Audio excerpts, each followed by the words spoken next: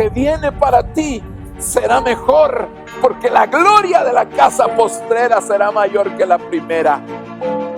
Lo que viene para ti está determinado, es grande. Lo que Dios ha destinado para ti, las bendiciones que Dios ha estado preparando para ti, hermano, están definidas de parte de Dios.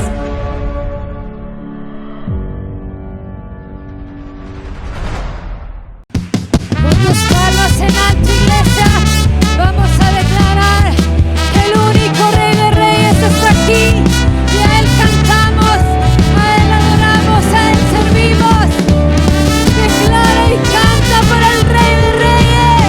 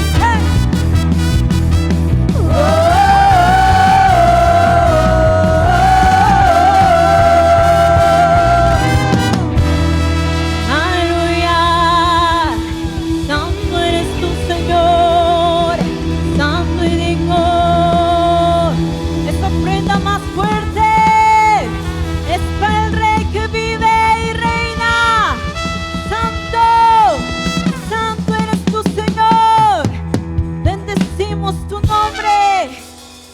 Sí, Señor. Aleluya. Te bendecimos, Señor.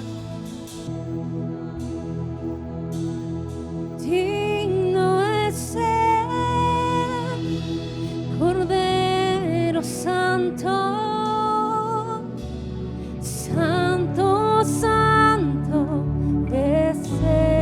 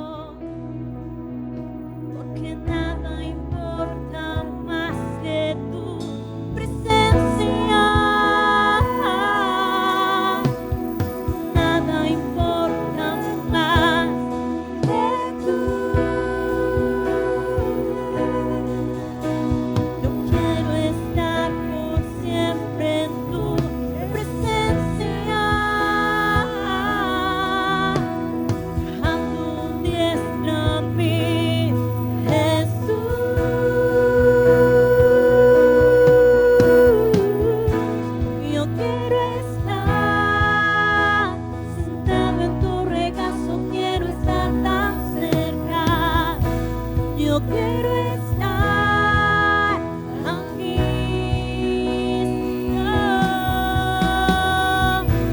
Quiero sentir el fuego de tu amor quemándome por dentro. Quiero arder por ti, yo quiero conocer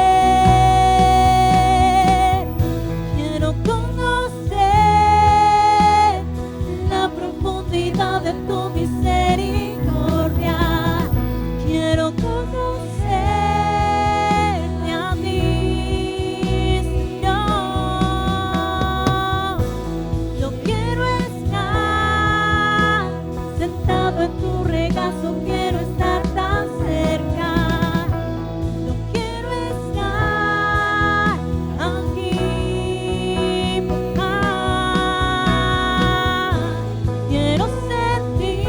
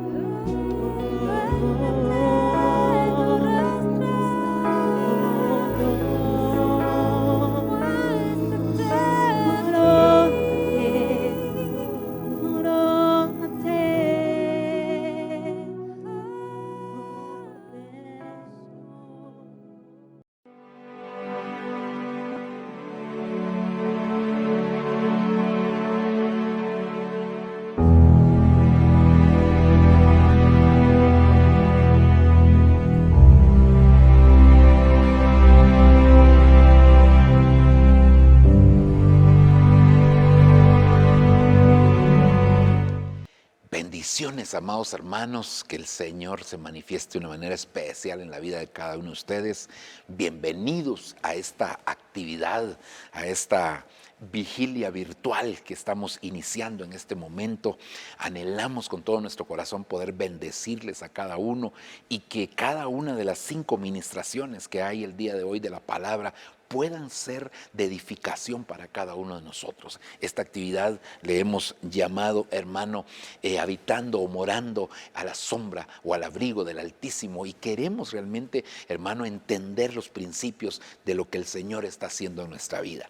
Así que quiero que me acompañen, hagamos una oración, presentemos esta actividad delante del Señor y que Dios se manifieste de manera sobrenatural en cada uno de nosotros. Acompáñenme, por favor.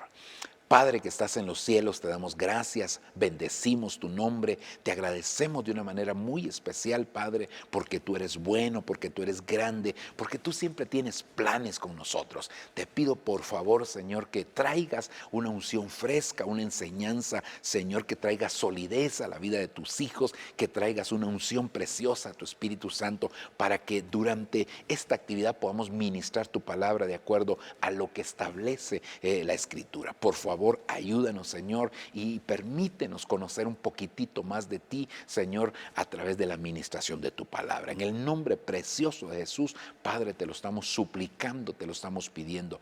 Gracias te damos, Señor, en el nombre de Jesús. Amén y amén. Amados hermanos, en la palabra del Señor, cuando nosotros vemos allá en el Antiguo Testamento, Dios llamó a llamó a muchos hombres y vemos en la Escritura que son, en el Nuevo Testamento, son considerados como héroes de la fe.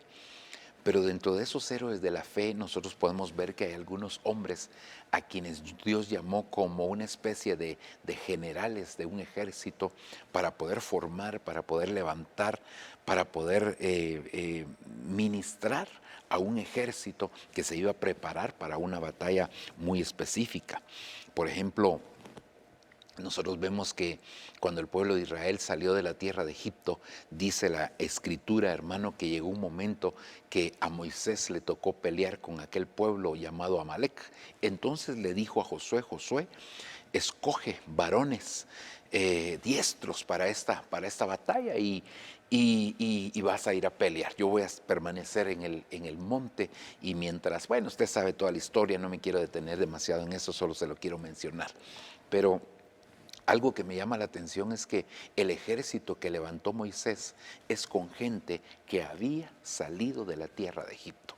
Es decir, que había dejado las cosas del mundo. Mire qué tremendo, porque hermanos, nosotros necesitamos realmente que el ejército que hoy Dios quiere levantar sea también con gente que está consciente que ya salió del mundo, para que el enemigo, cuando vayan a la batalla, no los vaya a amedrentar, no los vaya a atemorizar, hermano, metiéndoles vergüenza y cualquier tipo de situaciones. Así que en el caso de Moisés, nosotros vemos que él escogieron a aquellos varones, pero era de la gente que había salido de la tierra de Egipto. Por el otro lado, vemos a un Abraham que cuando Lot fue llevado cautivo, entonces tuvo que armar a 318 siervos nacidos en su casa. Algunas versiones dicen adiestrados en su casa. Eso quiere decir que si eran adiestrados en su casa, eran una especie de hijos por supuesto espirituales, pero lo eran. Así que, hermano, también en el caso de Abraham, para poder ir a batallar en contra de aquellos 5 reyes que se levantaron, que es una sombra de los antiministerios, usted se da cuenta entonces, hermano, que es necesario que la gente sea adiestrada. Es gente de confianza, es gente a la que se le puede confiar cualquier cosa porque van a ser fieles. Es gente que ha sido trabajada, ha sido ministrada, ha sido depurada en la misma casa. Y eso es muy importante. Si nosotros vamos a ir a la batalla, tenemos que ir con gente definitivamente que ha sido preparada en la casa, que ha sido adiestrada. No se trata de, perdón por lo que voy a decir, pero no se trata, hermano, de poner a cualquiera, ¿verdad? Y cuando digo cualquiera, es cualquiera. No, tiene que ser gente que realmente haya nacido en la casa. Por el otro lado, vemos a Gedeón, que Dios también le llamó a formar un ejército, se recuerda, para ir a pelear contra sus enemigos, porque el pueblo de Israel había caído en una situación bien tremenda, y entonces sus enemigos, cada vez que había un tiempo de cosecha, venían los enemigos y entonces arrasaban con todo. Hasta que se le apareció el ángel de Jehová al Señor y le dijo: varón esforzado, valiente, Jehová está contigo. Bueno, todo lo que usted y yo sabemos que le dijo. Bueno, y más adelante entonces el Señor le dice que tiene que levantar, que tiene que adiestrar, que tiene que escoger a un grupo de personas para levantar un ejército e ir a pelear contra los madianitas. Y entonces Gedeón pues escoge, ¿verdad? Él hace la proclama de que se va a levantar un ejército y se juntan 32,000 personas, ¿verdad? Y mire qué ejército, 32,000 personas. Sin embargo, el Señor le dijo: Gedeón, son muchos. Y entonces le dijo: proclama y pregunta quiénes tienen miedo en medio del pueblo. Solo la primera vez, hermano, se fueron 22,000 personas, si no recuerdo mal. Es decir, le quedó un ejército de 10,000 nada más a Gedeón.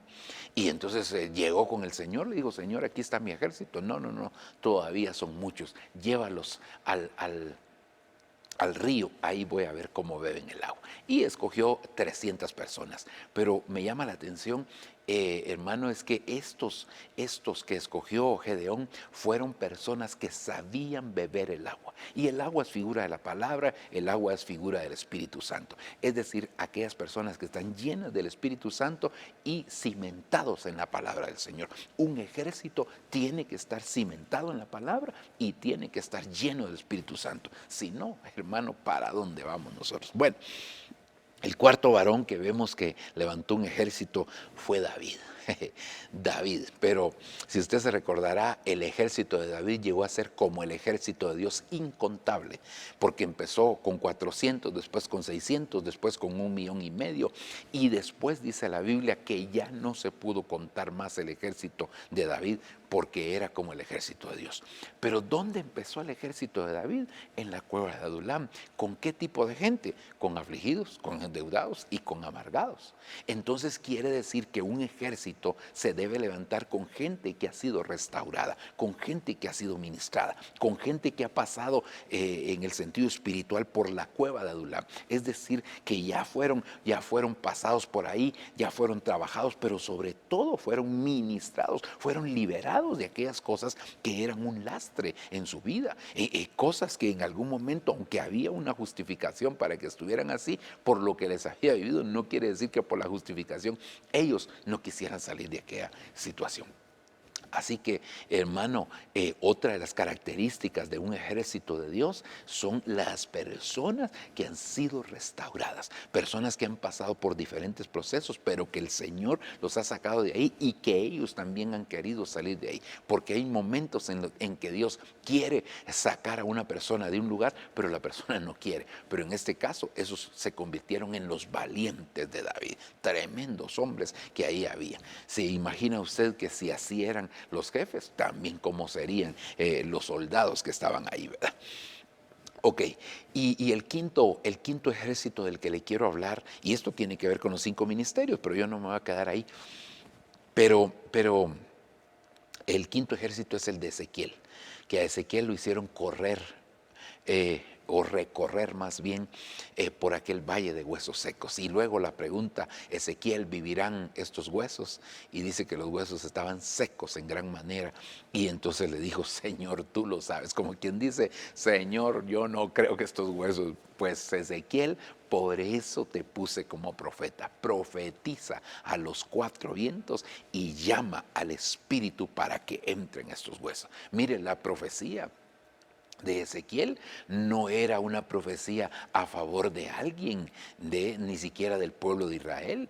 Sí, al final pues iba a tener repercusiones en el pueblo, por supuesto, pero la profecía era al Espíritu para que entrara sobre esos huesos. Y dice que de ahí se levantó un ejército poderoso. Nosotros sabemos que los huesos son el depósito del Espíritu.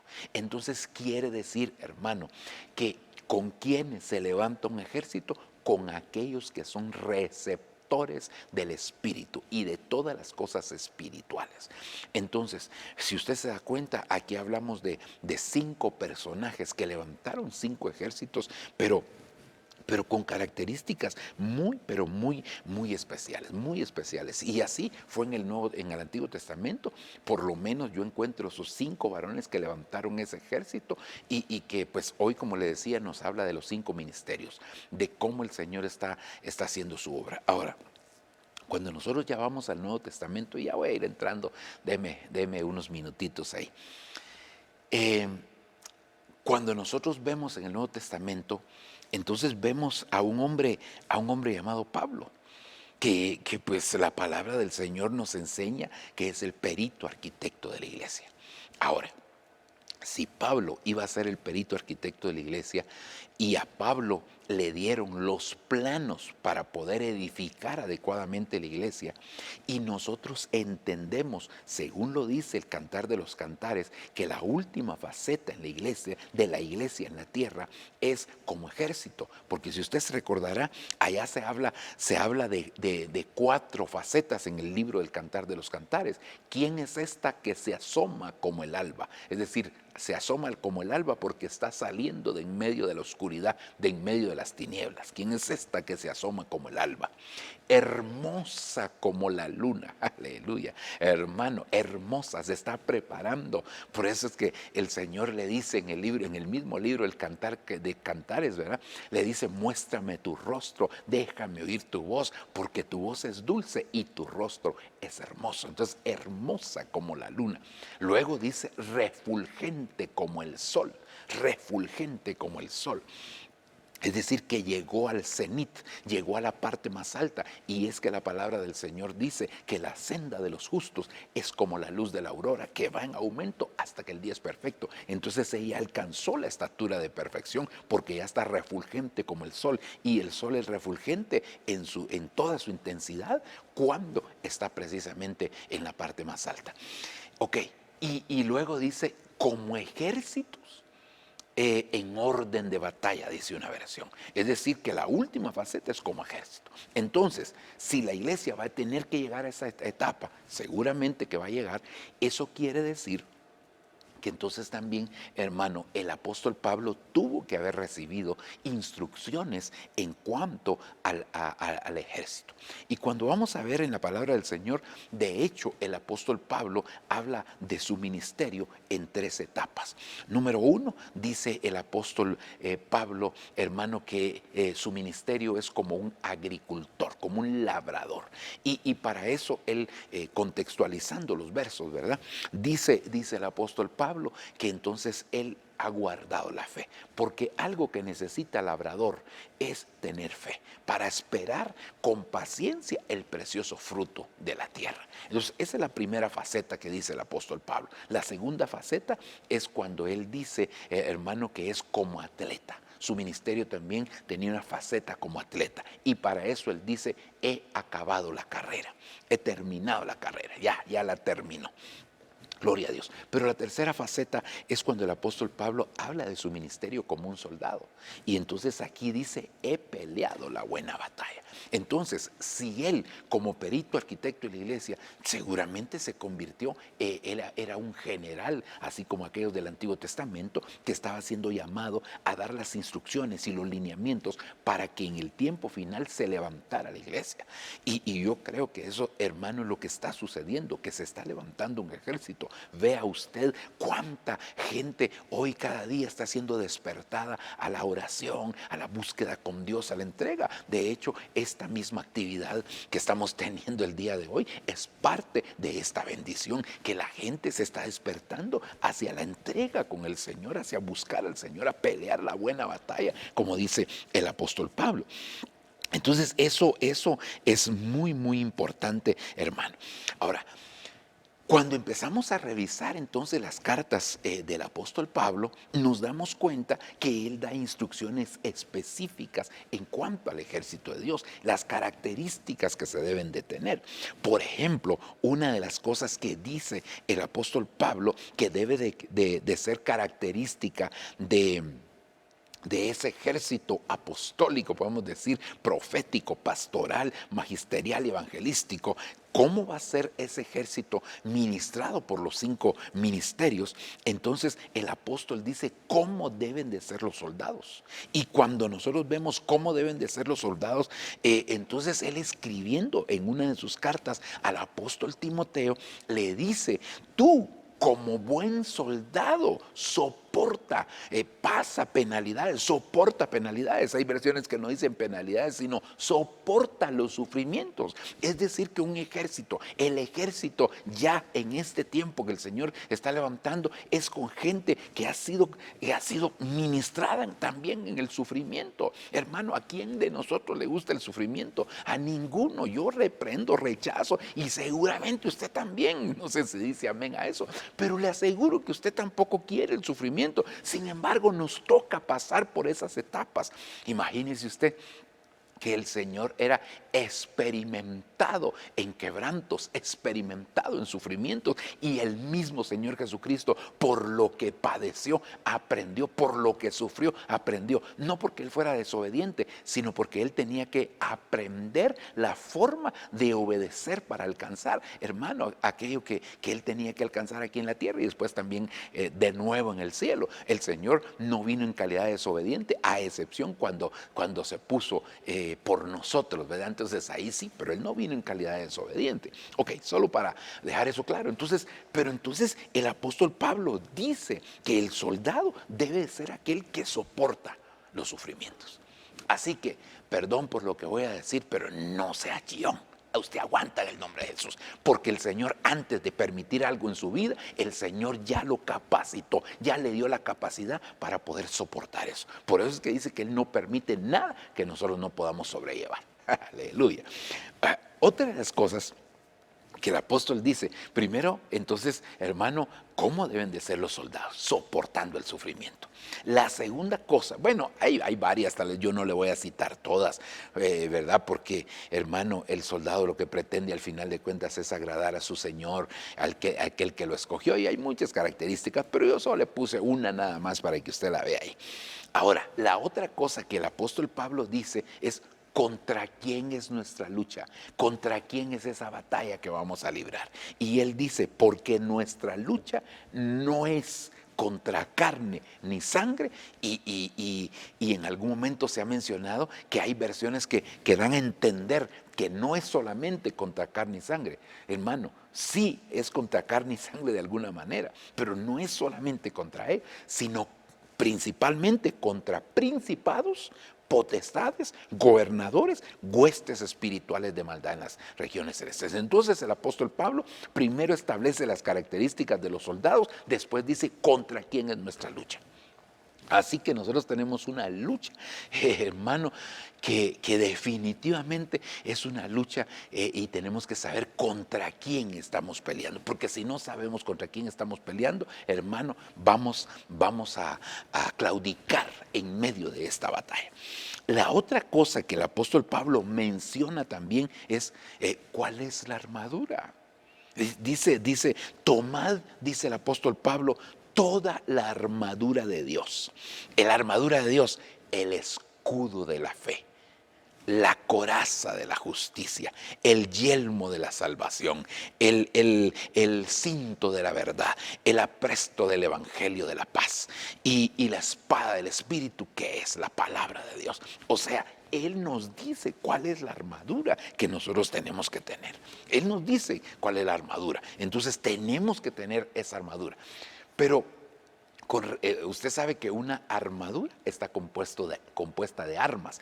Entonces también el apóstol Pablo dice cómo deben de ser esas armas. Porque alguno, así como Pedro, ¿verdad? Hermano, que ya caminaba con el Señor, ya, y todavía cargaba la espada. Algunos tal vez querrán hacerlo de una manera literal, pero nuestra lucha no es así. No es contra carne ni sangre, no es contra las personas, sino contra lo que mueve a aquellas personas. Contra eso es lo que nosotros estamos peleando hoy. Pero entonces nuestras armas, dice el apóstol Pablo, las armas de nuestra milicia no son carnales, sino son poderosas en Dios para la destrucción de fortalezas.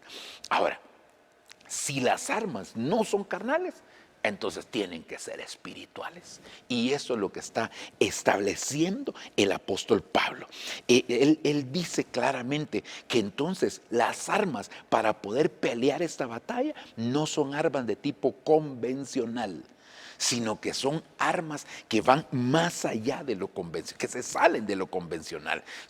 Por eso es que las estrategias que el Señor nos da para poder pelear esta buena batalla, y que podamos decir como el apóstol Pablo: he peleado la buena batalla, he terminado la carrera, he guardado la fe, por lo demás me está esperando la corona de justicia. Qué maravilloso que nosotros podamos llegar a decir eso. Qué lindo que nosotros podamos llegar a decir: hermano, solo me está esperando a la corona de justicia. Sí, pero hay que pelear la batalla. Entonces, y aquí el apóstol Pablo dice cómo son las armas. No son armas convencionales, no son armas carnales, no son armas como las que están acostumbrados muchas personas cuando se habla, por ejemplo, de guerra espiritual. Y es que, hermano, hoy es un día definitivamente donde se libran batallas espirituales. Hoy es un día que se libran batallas espirituales.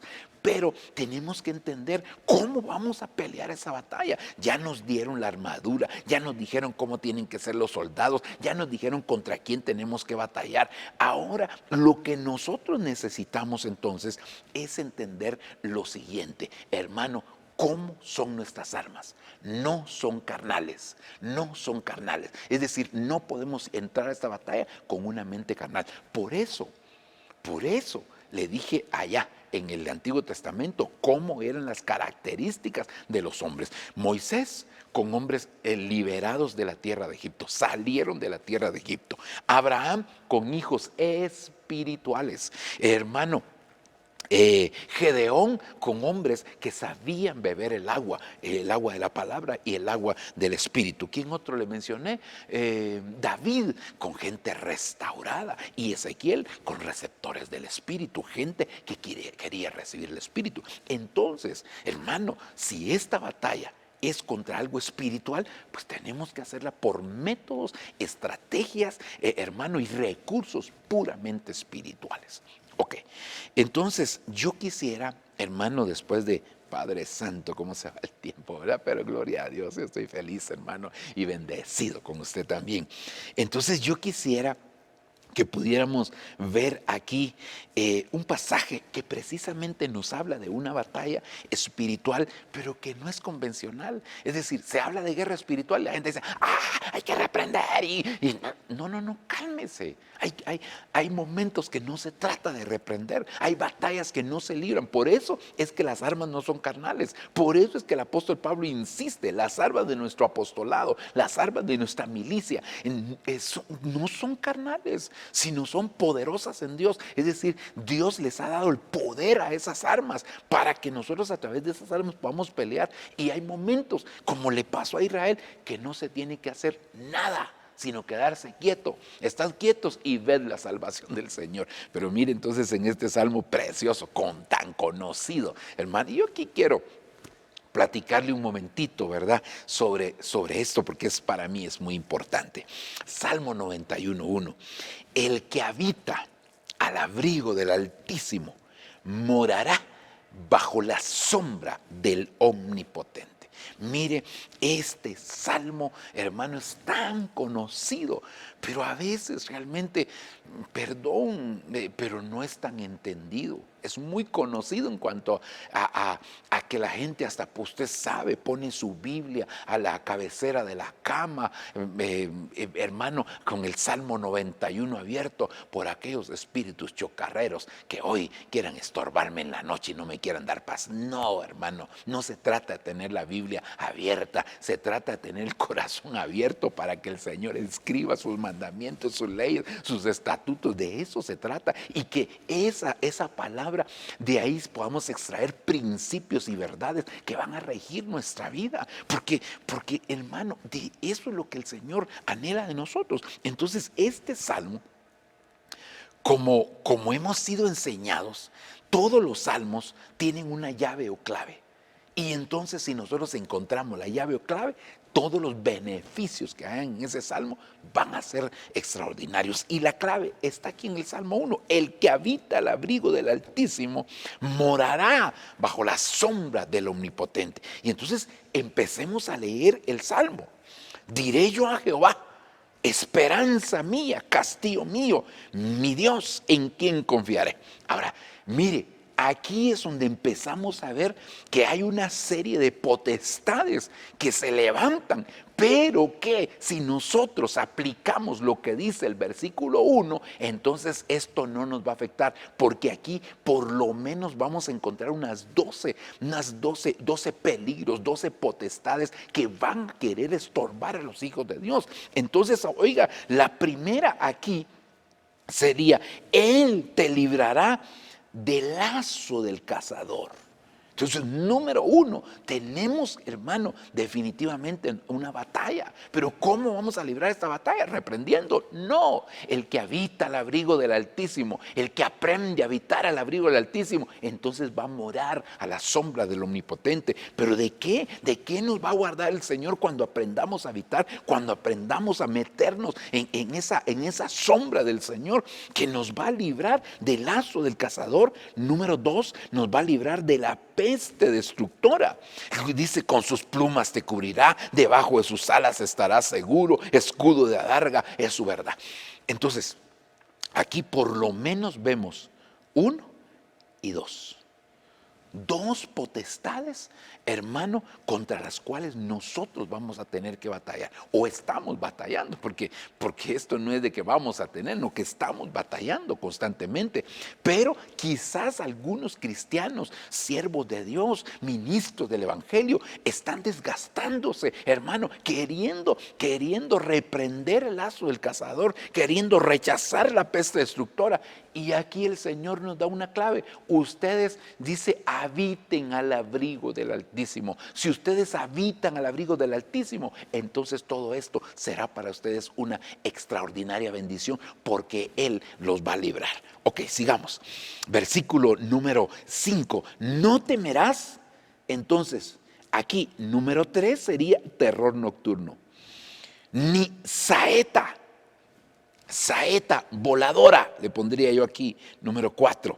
No temerás el terror nocturno, ni la saeta voladora en el día, ni pestilencia, número 5, que ande en oscuridad, ni mortandad, número 6, que en medio del día destruya. Caerán a tu lado 1000 y 10,000 a tu diestra, mas a ti no llegará. No va a llegar. Sí, pero ¿dónde está la clave? En que, hermano, entonces mire, yo me sé muchos versículos de la palabra y voy a empezar a reprender y entonces voy a sonar el shofar también.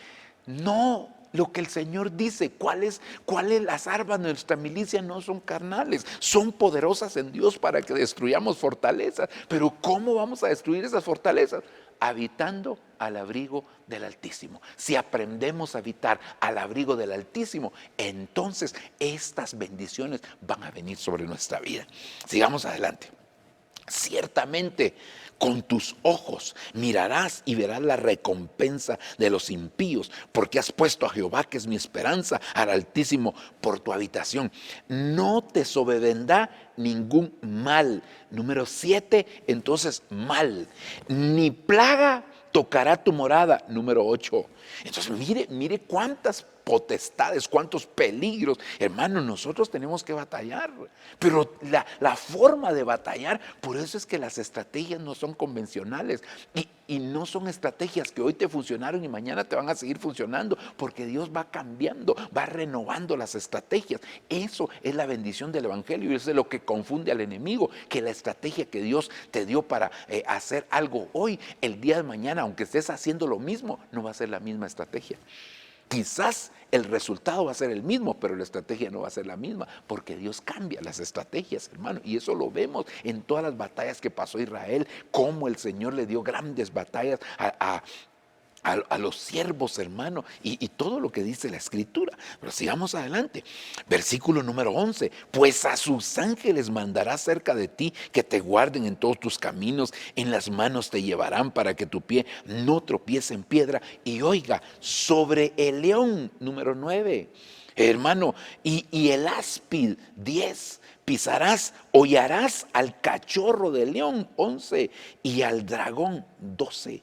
Mire qué tremendo. Entonces aquí, en este salmo, estamos viendo, hermano, cómo el enemigo, porque si son 12 potestades las que estamos viendo, entonces, hermano, cómo el enemigo quiere gobernar al pueblo del Señor. ¿Y cómo lo va a gobernar? A través de estas potestades. Lo va a gobernar cuando el pueblo desconozca y esté tratando de, que en el nombre de Jesús, sí, amén, el nombre de Jesús es poderoso. ¿Quién, hermano, no lo sabe? Y no solo lo sabemos, sino que lo hemos visto, lo hemos comprobado en muchas oportunidades. Pero entonces, ahora aquí, el secreto de este salmo está en el versículo 1, el que habita al abrigo del Altísimo. Entonces, ¿qué es lo que tenemos que hacer? Aprender a vivir en el abrigo del Altísimo, a morar, habitar. El que habita, habitar no es hoy llego y mañana no estoy, porque el abrigo del Altísimo no es un hotel para que llegues y te vayas, sino que es un lugar de habitación. Por eso, hermano, cuando dice la palabra del Señor, ¿verdad? Allá en el libro de Apocalipsis, que le dicen a la iglesia de Filadelfia, dice: yo te guardaré de la hora de la prueba que está para venir, para probar al mundo entero, para probar a los moradores de la tierra, a los que moran en la tierra, a los que han hecho de la tierra su morada, a los que han hecho de la tierra su habitación. Pero ¿cómo le dicen a la iglesia? Moradora de Sión, moradora de huertos, moradora, hermano, hay varios calificativos que se le dan en esa dirección, ¿verdad? O en esa perspectiva a la iglesia. Pero también entonces la iglesia tiene que ser moradora, tiene que ser habitante, no de la tierra, no, sino que moradora, hermano, del abrigo del Altísimo. Ahí tiene que morar. Si la iglesia aprende a morar al abrigo del Altísimo, entonces la iglesia, hermano, se va a desarrollar de una manera sobrenatural y va a obtener batallas sobre estas 12 potestades. Entonces, mire, cuando nosotros vemos ese salmo, entonces ya en otras versiones, mire lo que dice, por ejemplo, la Nueva Traducción Viviente. Nueva Traducción Viviente, ya le voy a hacer un resumen de las 12 potestades o peligros que se presentan ahí en el Salmo 91. Pero en esta traducción viviente dice: los que viven al amparo, viven. Número 1, quiero hacer énfasis aquí, hermano, no llegan, no están de vez en cuando, no cada 8 días cuando llegan a la iglesia, no cuando hay una vigilia, no cuando es tal o cual fecha, no, sino que los que viven, hermano, por favor, perdone que le haga tanto énfasis, pero para mí esto es importante porque muchos hijos de Dios solo es como la Biblia, ¿verdad? Solo la abre, hermano, cuando van a la iglesia. No, solo cantan cuando están en la iglesia. No, perdóneme, esto no es de ir a cada cierto tiempo, esto es de aprender a habitar. Entonces la iglesia tiene que ser habitante, tiene que ser moradora, hermano, del abrigo del Altísimo, del amparo del Altísimo, como dice esta versión. Dice: los que viven al amparo del Altísimo. Oiga, ¿qué van a encontrar? Descanso. ¿Qué van a encontrar? Reposo, a la sombra del Poderoso. Y en el reposo y en el descanso de Dios, Dios pelea tus tus batallas. Dios pelea tus batallas y te da grandes victorias. Entonces necesitamos nosotros, hermano, descubrir esto, que también se diga: iglesia de Jesucristo, tú eres moradora del abrigo del Altísimo. Aleluya, moradora del abrigo del Altísimo, ¿verdad? Habitante del abrigo del Altísimo. No eres temporal ahí, tú eres permanente, tú ahí habitas, porque la hora de la prueba es la hora de la prueba que viene, hermano, es para probar a los moradores de la tierra. Nosotros no somos moradores de la tierra, porque nuestra ciudadanía está en los cielos, de donde también esperamos al Señor, a nuestro Salvador Jesucristo. Aleluya. Entonces necesitamos aprender a morar. ¿Para qué? Para hallar descanso. Al estar en reposo, al hallar el descanso ahí, hermano, entonces, ¿qué es lo que va a pasar? Que las victorias se van a dar. Tenemos que aprender a morar al abrigo del Altísimo. Gloria a Dios. Salmo 91, versículo número 1. Dice, tú que habitas al amparo, pero otra vez, habitas al amparo del Altísimo. Y oiga, y te hospedas a la sombra del Omnipotente. Entonces, si nosotros aprendemos a habitar, si nosotros somos perseverantes, porque mire hermano, recuérdese que a la iglesia que va a ser arrebatada, el apóstol Pablo dice claramente, hermano, Primera Tesalonicenses capítulo 4, y dice que cuando suene, dice el Señor mismo, con voz de mando, con voz de arcángel, con trompeta de Dios, descenderá del cielo. Y los muertos en Cristo resucitarán primero. Aquellos que ya murieron en el Señor. No solo que murieron con Cristo, sino murieron en el Señor. Entonces dice la Escritura ahí en ese pasaje, hermano. Y dice, y los vivos que hayamos permanecido. Algunas versiones dicen y los que permanezcan vivos. No. Es los vivos. Me gusta mucho la Biblia de las Américas porque dice y los vivos que hayan permanecido, que hayamos, dice el apóstol Pablo, porque él se involucra ahí. Los que hayamos permanecido. Entonces la iglesia tiene que permanecer.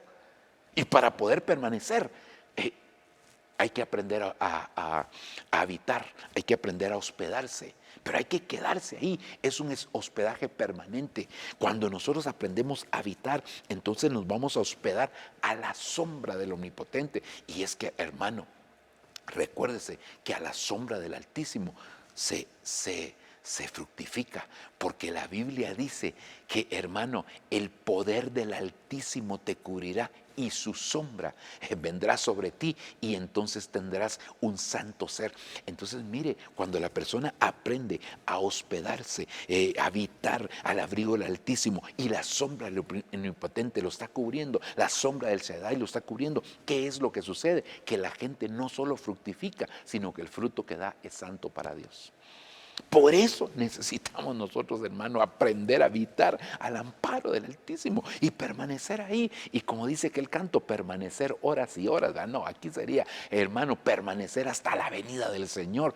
Y esa permanencia va a traer su recompensa en el momento que viene. Entonces hay batallas, hermano, que en este día se libran. Hay batallas que se libran, pero no necesitamos armarnos, hermano, así literalmente. No necesitamos las armas convencionales. No, los principios de Dios son extraordinarios. Y aquí el principio es habitar al abrigo del Altísimo o al amparo, como dice aquí. Mire esta otra versión. Hermano, la Biblia, nueva versión internacional, dice: el que habita al abrigo del Altísimo se acoge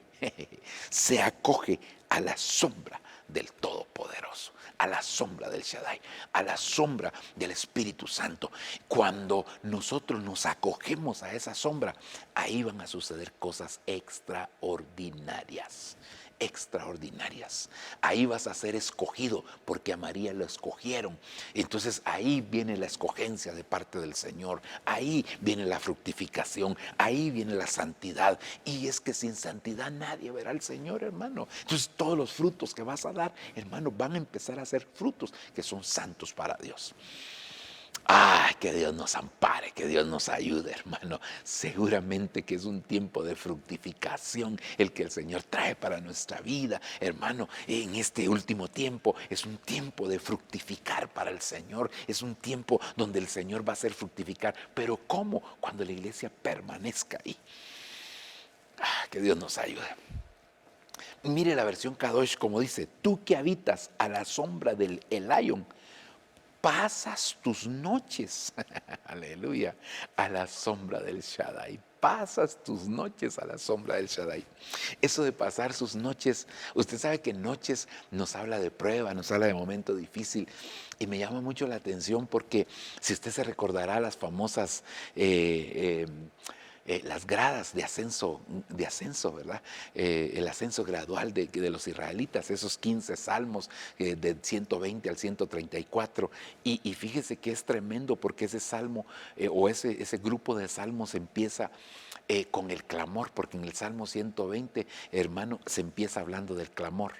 Y eso es lo que está sucediendo hoy, por lo menos en esta misión. El Señor nos ha llamado y no puedo testificar, aunque creo que es una voz que se está levantando en el corazón de los ministros, hermanos, llamando al pueblo a la búsqueda con el Señor a través de la oración.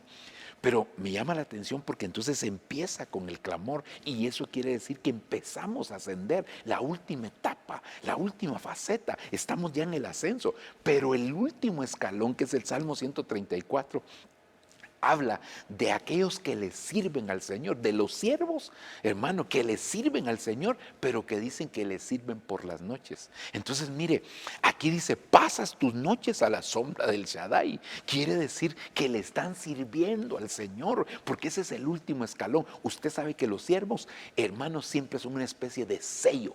Siempre son una especie de sello. Usted se da cuenta, por ejemplo, siempre están al final. El libro de Apocalipsis es el libro de los siervos, el libro para dar a conocer a los siervos. En el ascenso gradual, los siervos son los últimos. Cuando se habla del bautismo del Espíritu Santo, dice la Biblia, hermano, y derramaré mi espíritu sobre toda carne, sobre los hijos, sobre las hijas, y por último, y también sobre los siervos. Los siervos los ponen de último. En el libro de Malaquías se habla de un libro de los siervos, de los siervos que le temen al Señor y que se va a discernir entre el que le sirve y entre el que no le sirve. Siempre los siervos son una especie de sello. Entonces aquí, pero cuando digo siervos no me refiero a ministros solamente, porque siervo es todo aquel que le sirve al Señor, hermano, en sus diferentes llamados, en sus diferentes facetas del servicio, que es algo maravilloso. Entonces, pasas las noches a la sombra. Entonces quiere decir que va a estar acostado. No, vas a estar sirviéndole, hermano. Y mientras tú le estás sirviendo, el Señor está peleando tus batallas. ¿Por qué? Porque aprendiste a morar a la sombra del Omnipotente, porque te cobijaste en esa cobertura preciosa, en ese abrigo del Señor. Ahí estás metido. Cuando tú te metes ahí, entonces el Señor te hace pasar tus noches, te hace pasar tus momentos difíciles, pero tú le sigues sirviendo. Porque el que le sirve son los momentos de dificultad, de alegría. Esa es una cosa. Mire, leí algo esta semana en las redes sociales. Alguien lo publicó ahí, un ministro de la red. Me hizo clic en mi corazón, hermano. Él decía que es posible servir a Dios sin amarle. Es posible servirle a Dios sin amarle. Y luego dijo, pero es imposible amarle y no servirle. ¡Wow, hermano! Yo dije, qué verdad tan extraordinaria. Porque es posible que mucha gente le sirve a Dios sin amarle, pero es imposible que alguien diga que le ama y que no le sirva al Señor. Eso yo creo que, hermano, pero ¿en qué momento le servimos? Es que el que ama sirve en los momentos aún de dificultad. El que ama, hermano, mire, no puede permanecer quieto. Él quiere servir al Señor, y cuando digo servir, hay diferentes facetas, áreas, lugares, hermano, llamados para poder servirle al Señor. Hermano, este evangelio es precioso porque el Señor tiene tantos lugares para servirle como gente le quiera servir. Es que ya no hay espacio en los servidores, ya no hay espacio en el área de audio, de video, ya no hay espacio. Si no hay espacio, el Señor te lo crea, pero hay lugar para ti siempre para servirle. Hay tantos lugares para servirle al Señor como gente le quiera servir. Así que gloria a Dios, gloria a Dios. Sigamos, hermano. Mire, esta versión es preciosa, la versión Nuevo Mundo. Dice, cualquiera que more en el lugar secreto, cualquiera que more en el lugar secreto del Altísimo, se conseguirá alojamiento bajo la misma sombra del Todopoderoso. Dios bendito, que Dios nos ayude, que Dios nos auxilie, hermano. Qué maravilloso es. Cualquiera que more en el lugar secreto. Entonces, allá dice abrigo, en la que leímos, la de las Américas, la primera. Pero aquí dice lugar secreto. Entonces quiere decir que el lugar secreto, hermano, es el abrigo de Dios. O el abrigo de Dios es el lugar secreto. Ahora, Usted busca también, hermano, así como en esta versión, la versión en inglés, dice precisamente, hermano, secret place. Es decir, el lugar secreto, el lugar secreto, el lugar secreto. Entonces, nosotros tenemos que aprender. Ahora, mire, ¿qué sería lo elemental? ¿Cómo entramos al lugar secreto? Y por eso me llama mucho la atención las gradas de ascenso gradual. ¿Sabe por qué, hermano? Porque la palabra del Señor dice, ¿verdad? ¿Cómo empiezan? Perdón, voy a ordenar mis pensamientos. Perdón, es que a veces me vienen tantos pensamientos y los quisiera decir y solo una boca tengo. Pero reprendo para tener más, ¿verdad? Hermano, porque las bestias de Apocalipsis tienen varias bocas, ¿verdad? Bueno, no tienen boca, ellas tienen trompa. Ok, entonces mire, hermano, ¿cómo empieza el ascenso gradual? En el Salmo 120, con el clamor. Ahí empieza todo. Ahora, cuando vamos al Nuevo Testamento, dice, hermano, que nosotros en nuestra oración debemos de ir al lugar secreto. Aleluya. Entonces, ¿cómo empieza? ¿Cuál es la llave para entrar al lugar secreto? Es la oración. Tú cuando ores a tu Padre, ve a tu Padre en el lugar secreto. Ve al lugar secreto y tu Padre que está en el lugar secreto, Él te va a recompensar públicamente. Pero ahorita no voy a hablar de la recompensa, sino que solamente, hermano, quiero, porque ese es un principio, aunque no lo dice así exactamente, no lo dice la palabra, pero es un principio, porque, hermano, el que se humilla en los secretos, Dios lo honra en público. Entonces, ahí no está explícito, pero sí está implícito. Ok, pero el punto entonces es el siguiente, que la llave para entrar al lugar secreto es la oración. Esa es la llave. Entonces aquí dice, cualquiera que more en el lugar secreto. Entonces, ¿cómo hacemos para ir al abrigo? Y que el abrigo se convierta en un alojamiento, se convierta en nuestro lugar donde nosotros pasamos las noches, que se convierta en lugar de nuestra habitación, que se convierta, amén. ¿Cómo hacemos? Tenemos que hacerlo a través de la oración. Entonces, cuando nosotros vamos a la oración, vamos a abrir la puerta, vamos a abrir ahí, esa es la llave para poder entrar al lugar secreto. Aleluya. Y si entramos al lugar secreto, ya la hicimos, mis amados hermanos, ya la hicimos si entramos al lugar secreto, porque el que mora en el lugar secreto, en el abrigo, esta es la clave aquí, hermano, esta es la clave aquí. Entonces tenemos que ir a través de la oración. Cuando vamos a través de la oración, hermano, ahí empiezan a suceder cosas extraordinarias. Aleluya. Ok, entonces mire, los peligros, aquí le hago el resumen de los peligros, esos que ya les cité allá cuando leímos los primeros versos, ¿verdad? El Salmo 91. El primero es el lazo del cazador. ¿Pero qué dice que va a hacer el Señor con el lazo del cazador? Él te librará, Él te librará, Él te librará, Él te librará. Le puse aquí las palabras en el hebreo, solo los numerales, no le puse las palabras exactamente en lo que los numerales del hebreo cuando se habla del lazo del cazador. Y es que, hermano, el lazo del cazador es tremendo, porque dice un pasaje de la Escritura, dice que nosotros cual ave nos libramos del lazo del cazador, pero hablando del alma. Entonces el lazo del cazador es para atrapar el alma. Mucha gente ha sido cazada por el lazo del cazador porque le da demasiada libertad a su alma y no la sujeta. No es como David, que dice, ¿por qué te turba su alma mía dentro de mí? Espera en Dios, porque aún he de alabarle. Aleluya. Así que, hermano, gloria a Dios por eso, gloria a Dios por eso. Pero aquí, ¿qué dice? Que el Señor nos va a liberar.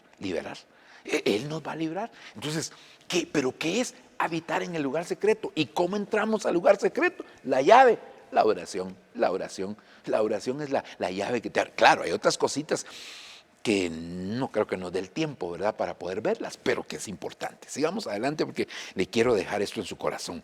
De la peste destructora, Él te librará. Él te va a librar de esta peste destructora, de lo que está sucediendo actualmente. Él te va a librar, aun cuando ya te haya dado, el Señor te libró. Si ya te dio, y hermano, el Señor te libró.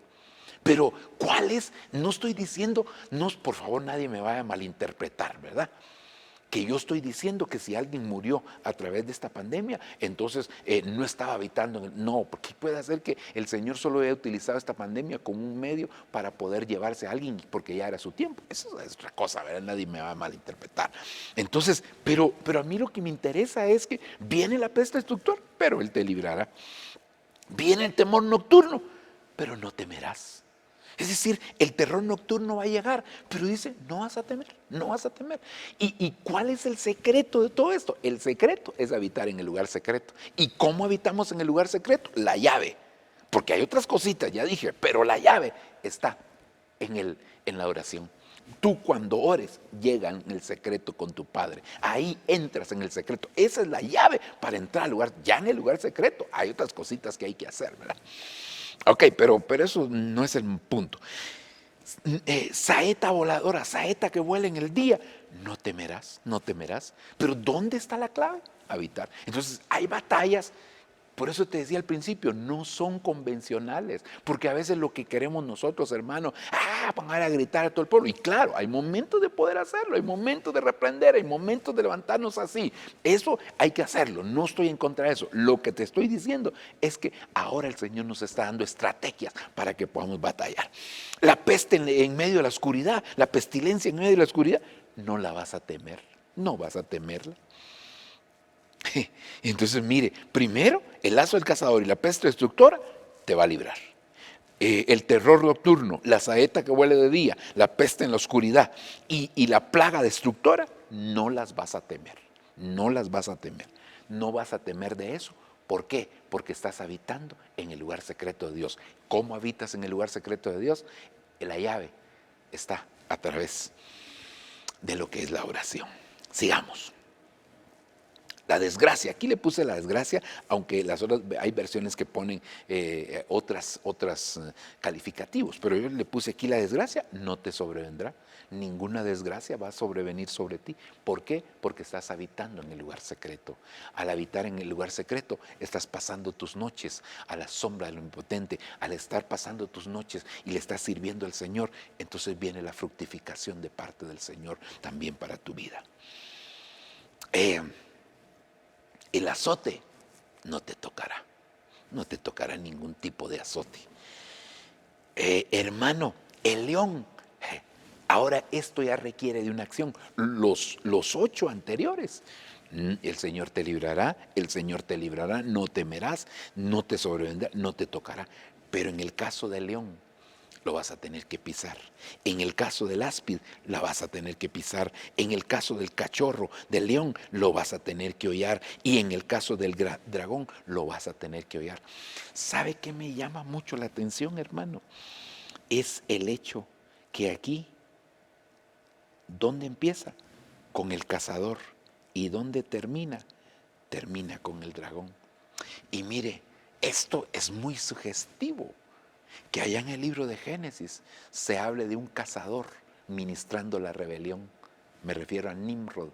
En el libro de Génesis, capítulo 10, se habla de Nimrod, poderoso cazador contra Dios, dicen las versiones, ¿verdad? Las mejores versiones, porque las otras dicen poderoso cazador, da a entender como que está, como que es de parte de Dios, pero no, hermano, cuando nosotros investigamos es contra Dios. ¿Pero por qué contra Dios? Porque había rebelión. ¿Y por qué había rebelión? Porque mientras Abraham estaba buscando una ciudad que tenía fundamentos, él estaba estableciendo una torre, una ciudad para crearse un nombre. Y cuando el Señor le había dicho a Abraham que él le iba a engrandecer su nombre, él estaba queriendo hacerse un nombre famoso. Por eso hay que tener cuidado bajo qué principios se establece la obra de Dios, porque hoy en día hay gente que es de Dios, pero que está haciendo la obra de Dios con principios que no son de Él. Cuidado. Entonces, aquí estaba el cazador, hermano, y termina aquí con el dragón. Mire, aquí hay un link definitivamente, porque termina con el dragón. Y no el dragón, allá en el Apocalipsis capítulo número 12, se habla de un dragón que está esperando que la mujer dé a luz, y está esperando que dé a luz para poder devorar al hijo que va a ser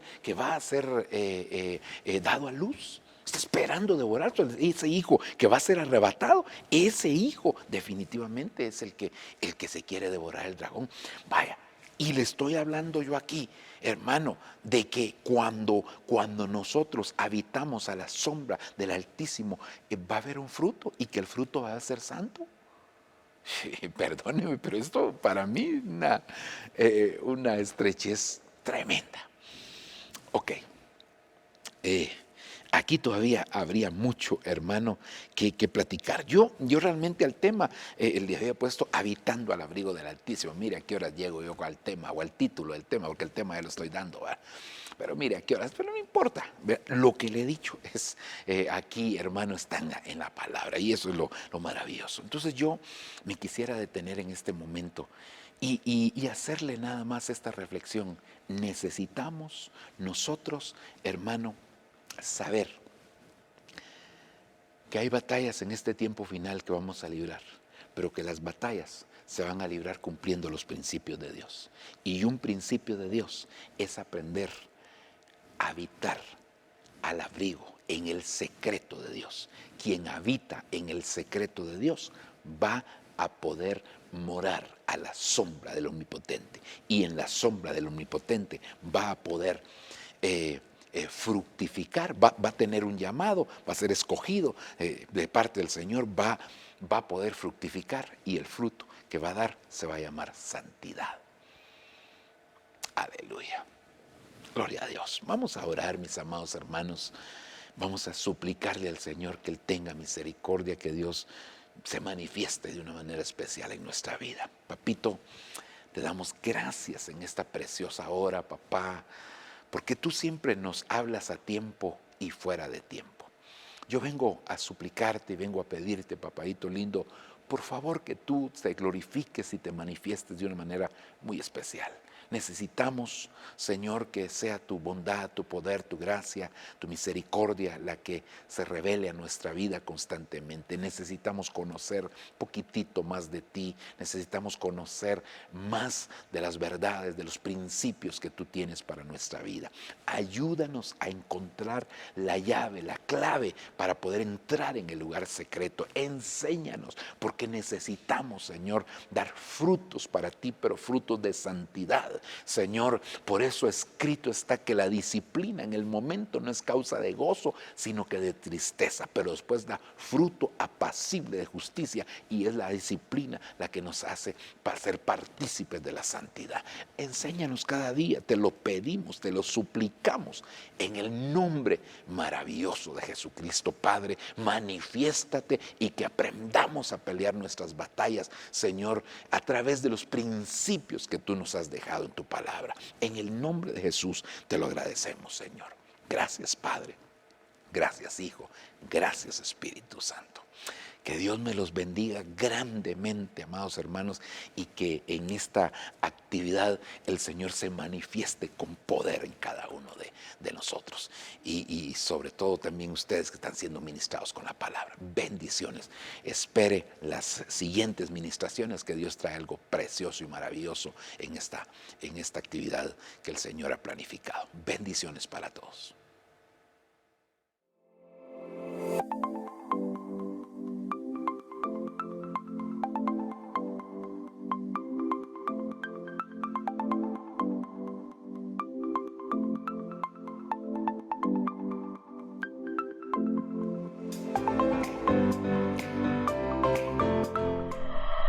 Lo que viene para ti será mejor, porque la gloria de la casa postrera será mayor que la primera. Lo que viene para ti está determinado, es grande. Lo que Dios ha destinado para ti, las bendiciones que Dios ha estado preparando para ti, hermano, están definidas de parte de Dios.